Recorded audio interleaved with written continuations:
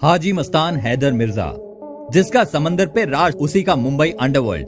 Mumbai underworld का सबसे पहला कानून, और जाहिर सी बात है कानून पहला तो बनाने वाला भी पहला ही होगा। ये कानून बनाया मुंबई के पहले डॉन ने, जिसका अंत तक जरूर जुड़े रहिएगा। तो बढ़ते हैं कहानी की ओर। मुंबई के समंदर पे राज करने वाला, मुंबई अंडरवर्ल्ड का पहला डॉन और मुंबई अंडरवर्ल्ड की नींव रचने वाला। सुनकर आप में बहुत से लोग समझ ही गए होंगे। आज हम बात करने वाले हैं मुंबई अंडरवर्ल्ड के शहंशाह हाजी मस्तान हैदर मिर्जा की। जी वही जिन पे सुल्तान मिर्जा का कैरेक्टर बनाया गया। हाजी मस्तान के बारे में जितना बताएं उतना कम है, क्योंकि कहानी ही कुछ ऐसी है। लेकिन हम लेकर आए हैं हमेशा की तरह कुछ अनसुनी बातें। तमिलनाडु का महज 8 साल का बच्चा मुंबई में आता है और एक दिन पूरे मुंबई पर राज करता है। 60 और 70 के दशक में हाजी मस्तान का पूरी मुंबई पे राज था। आपने अब तक जितनी भी बॉलीवुड की अंडरवर्ल्ड फिल्में देखी होगी, उनमें से कुछ ही प्रतिशत फिल्मों में आपने हाजी मस्तान का जिक्र या झलक नहीं पाई होगी। उस वक्त की अंडरवर्ल्ड की हर कहानी हाजी मस्तान के बिना अधूरी है। ये हुई हाजी मस्तान की पहचान। अब बात करते हैं उनकी जिंदगी की कहानी। कैसे बने हाजी मस्तान पहले डॉन। मस्तान का जन्म 1 मार्च 1926 को कुटलोर जिला तमिलनाडु में हुआ। मस्तान मुंबई चले आए तब सिर्फ 8 साल के थे।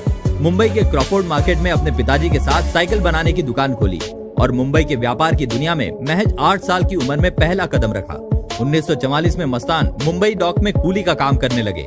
मेहनत और मिलजुल कर रहने की आदत से मस्तान सबसे अच्छा रिश्ता या कम से कम जान पहचान तो रखता ही था। हुसैन जैदी ने लिखी हुई मुंबई अंडरवर्ल्ड की मशहूर किताब डोंगरी टू दुबई में इस दौर का मस्तान का एक किस्सा लिखा हुआ है। मस्तान जब मुंबई डॉक में काम करते थे तब वहाँ बहुत से अरबी आते थे। कहा जाता है उस वक्त वे एक दूसरे से बात करने के लिए उर्दू भाषा इस्तेमाल करते थे। इन अरबियों से मस्तान की जान पहचान हुई। उन अरबियों में से एक थे शेख मोहम्मद अल गालिब। मस्तान और गालिब में दोस्ती हुई और कुछ ही समय में दोनों काफी अच्छे दोस्त बन गए। गालिब ने भरोसा करके मस्तान को कुछ सोने के बिस्किट दिए और गेट पार करके बाहर वापस करने कहा। मस्तान ने वो बिस्किट पगड़ी में छिपाए और बाहर आके उन्हें लौटा दिए। ये थी मस्तान की जिंदगी की पहली स्मगलिंग यानी तस्करी। गालिब का भरोसा मस्तान ने जीत ही लिया था, तो आए दिन की ये आम बात हो गई थी। कुछ महीनों तक गालिब मस्तान को सोने के छोटे छोटे बिस्किट देता रहा और मस्तान उन्हें बाहर जाके वापस करता रहा। कुछ महीनों बाद गालिब ने मस्तान को सोने के बिस्किट से भरा हुआ एक बक्सा दिया। मस्तान ने होशियारी से वो बाहर लाया और बाहर गालिब को लौटाने की कोशिश करते उससे पहले गालिब को पुलिस ने पकड़ लिया। 3 साल तक इन बिस्किट का क्या हुआ ये बात किसी को पता नहीं। 3 साल बाद जब गालिब जेल से छूटे तब मस्तान को उनके सोने के बारे में पूछा।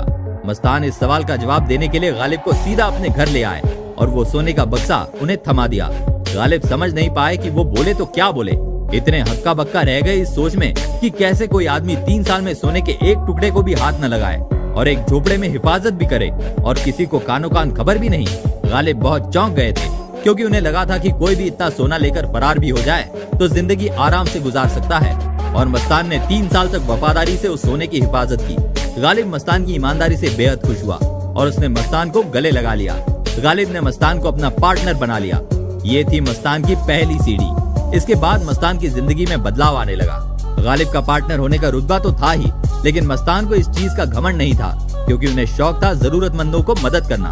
माझगांव डॉक में गुंडागर्दी का माहौल था। वहाँ के लोकल गुंडे शेर खान की दहशत होने के कारण वो मजदूरों से हफ्ता लेता था। मस्तान को ये बात जरा भी मंजूर नहीं थी, क्योंकि 12-15 रुपए कमाने वाला इंसान इन गुंडों को रोज का 1 रुपया क्यों दे।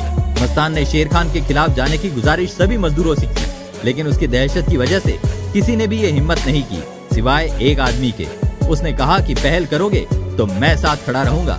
मस्तान ने आगे की एक न सोची और उस एक आदमी के साथ मिलकर दोनों शेर खान के गुंडों के सामने लकड़ी और लोहे का रॉड लेकर खड़े हो गए। दोनों ने मिलकर उन 4-5 गुंडों की जमकर धुलाई की। गुंडों की हालत देखकर बाकी मजदूरों को हौसला मिला कि 2 लोग ये कर सकते हैं तो सब मिलकर क्यों नहीं कर पाएंगे। सभी मजदूरों ने हिम्मत जुटाई और मस्तान के साथ जुड़ गए। मस्तान का रुतबा और बढ़ गया और अब उनके साथियों की गिनती बढ़ने लगी। दोस्तों, आपको ये बात जानकर हैरानी होगी कि सिर्फ सुल्तान मिर्जा का ही नहीं, तो एक और किरदार हाजी मस्तान पे बनाया गया था। ये डॉग का वाकया 1975 में रिलीज हुई अमिताभ बच्चन की मशहूर फिल्म दीवार में दर्शाया गया है। इस बात का जिक्र किया है उनके गोद लिए हुए लड़के सुंदर शेखर ने। सुंदर ये भी बताते हैं कि ये किरदार को समझने के लिए दीवार फिल्म के लेखक सलीम और हीरो अमिताभ बच्चन हाजी मस्तान से मिलने आते थे। सुंदर आगे बताते हैं कि उस वक्त के सारे हीरो से हाजी मस्तान की बहुत अच्छी दोस्ती थी।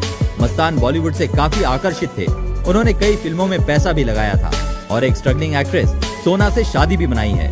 मस्तान एक ऐसा डॉन था जिसने कभी हाथ में बंदूक नहीं ली। लेकिन तस्करी में ऐसे लोगों की जरूरत पड़ने पर मस्तान गैंगस्टर वरदराजन मुदलियार के सहारे ऐसे काम को अंजाम देते थे।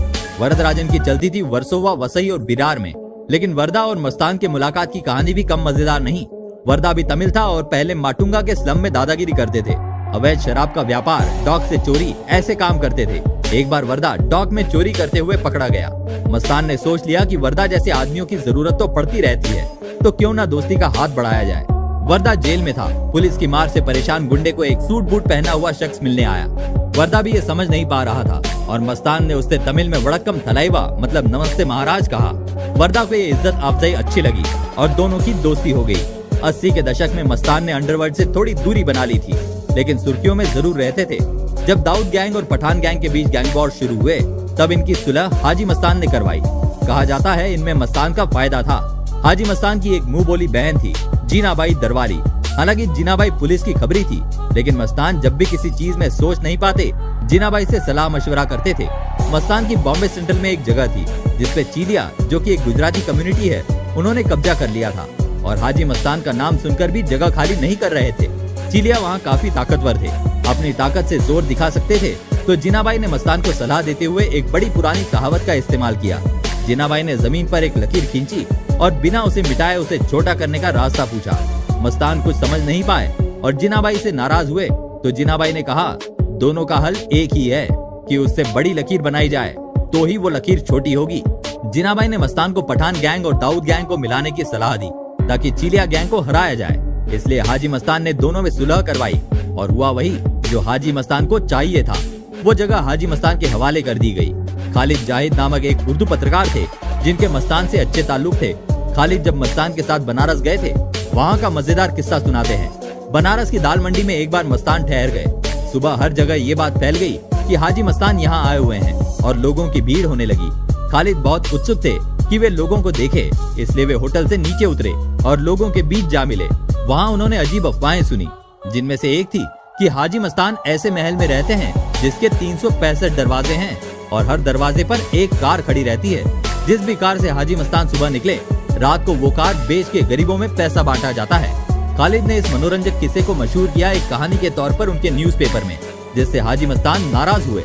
आगे खालिद बताते हैं कि 80 के दशक में हाजी मस्तान अंडरवर्ल्ड से दूरी बनाने की वजह थी वो बदलता माहौल। लगभग 20 नए गैंग्स बन चुके थे और उनकी ताकतें बढ़ने लगी थी। हाजी मस्तान की ताकत में इजाफा आने लगा था। अब हाजी मस्तान के नाम की वो दहशत कम होती जा रही थी। वजह ये भी थी कि उनसे पहले 1974 में इंदिरा गांधी ने हाजी मस्तान को गिरफ्तार करवाया था और वो पहली बार था जब मस्तान को गिरफ्तार किया गया था। 1975 की आपातकाल में भी हाजी मस्तान को सबसे दूर रखा गया। इसी दौरान हाजी मस्तान की मुलाकात हुई विजय प्रकाश नारायण से और राजनीति का रास्ता खुल गया। हाजी मस्तान ने योगेंद्र कावड़े के साथ मिलकर दलित मुस्लिम सुरक्षा महासंघ नाम की पार्टी की स्थापना की। तब उन्होंने बीबीसी में इंटरव्यू देते वक्त बताया कि उनकी राजनीति में आने की वजह थी जब उन्होंने पीपल सेक्रेटरी बनाया था और गरीबों में दवा बांटी जा रही थी, तब पुलिस वालों ने उनके अस्पताल पर रेड मार दी, लेकिन पुलिस को रेड में कुछ नहीं मिला। फिर भी 25 दिन उन्हें जेल में रखा गया। तब उन्हें ये एहसास हुआ कि हक के लिए सियासत में जाना चाहिए। हाजी मस्तान ने अपने इंटरव्यू में कहा था कि जो ये सब चीज उनके बारे में बोलते हैं, उन लोगों के पास इन सब चीजों का कोई जवाब नहीं है और अगर कोई सबूत है तो जवाब दे। हाजी मस्तान को अंडरवर्ल्ड का पहला डॉन, स्मगलर, जिंदगी में कभी बंदूक न उठाया हुआ डॉन, गरीबों का मसीहा, ऐसे कई नामों से जाना जाता था। दोस्तों कमेंट में जरूर बताना आज की कहानी आपको कैसी लगी और पसंद आई हो तो प्लीज लाइक, कमेंट और शेयर कीजिए और बेल आइकन पे क्लिक करना ना भूलें ताकि आपको हमारी नई अनसुनी कहानियों के अपडेट्स मिलते रहें। तो दोस्तों जल्दी मिलते हैं फिर से एक नई कहानी के साथ। तब तक के लिए जय हिंद।